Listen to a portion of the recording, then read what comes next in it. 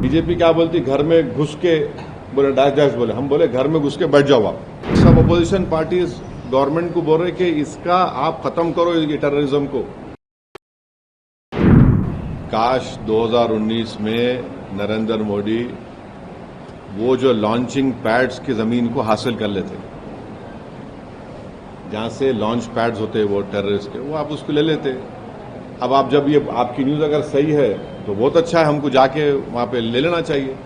मेरे को नहीं मालूम आपके ऊपर, आप बोल रहे खाली करके चले गए, तो खाली करके चले गए तो फिर हम जाके बैठना वहां पे और छोड़ना नहीं। अब के बार अगर कुछ एक्शन ले रहे तो घर में घुस के बैठ जाना, घर में घुस के मारते बोले ना, अब घर में घुस के बैठ जाना, खत्म, ये होना चाहिए। पीओके ले लेना नहीं, अरे गवर्नमेंट खुद बोल रही, एक बात सुनिए, पीओके नहीं, पीओके का रेजोल्यूशन है पार्लियामेंट का, भारत की पार्लियामेंट का रेजोल्यूशन है, वो भारत का है बोल के। तो बीजेपी क्या बोलती, घर में घुस के बोले डैश डैश बोले, हम बोले घर में घुस के बैठ जाओ आप। ये खत्म होना है टेररिज्म, जो बार बार हर थोड़े दिन को जो टेररिज्म होता। आप देखिए हैदराबाद में लुम्बिनी पार्क का हुआ, दिलसुख नगर का हुआ। मैं एक शर्मा साहब को जानता हूं, तेलुगु के पंडित हैं, उन्होंने अपनी बेटी को खो दिए। कभी कभी आके मिलते मेरे दारुसलाम में, असद साहब मेरी बेटी याद आ रही मेरे को, बोले तेलुगु के पंडित अपनी नौजवान बच्ची को खो दिए।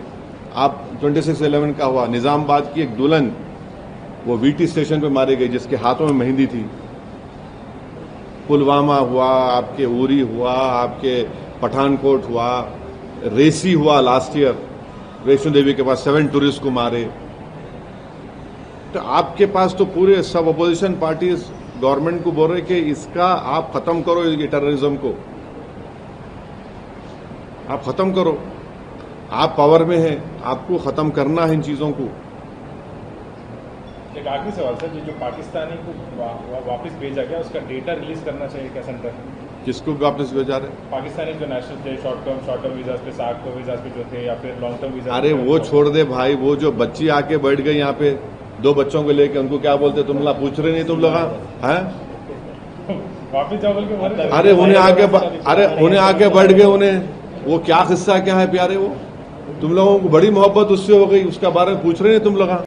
जब आप कास्ट सेंसस करेंगे तो हाल हकीकत मालूम होंगी, और कास्ट सेंसस होगा तो पसमानदा मुसलमान का भी होना और जो गैर पसमानदा उनका भी होना, फॉरवर्ड कास्ट का भी होना, मालूम होना कि अगर फॉरवर्ड कास्ट के है तो वो लोग कितने डेवलप्ड और फॉरवर्ड है या कितने बैकवर्ड है।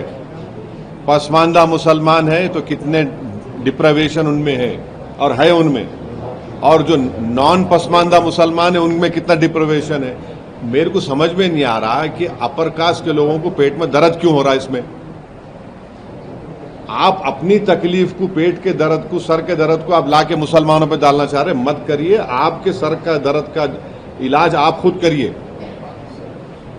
और बीजेपी ये अब बीजेपी के जो जितने बड़े बड़े सपोर्टर्स थे वो तो गाली दे रहे थे कास्ट सेंसस को, अब उनको क्या हो रहा, उनको तब उनको दिख गया मुसलमान।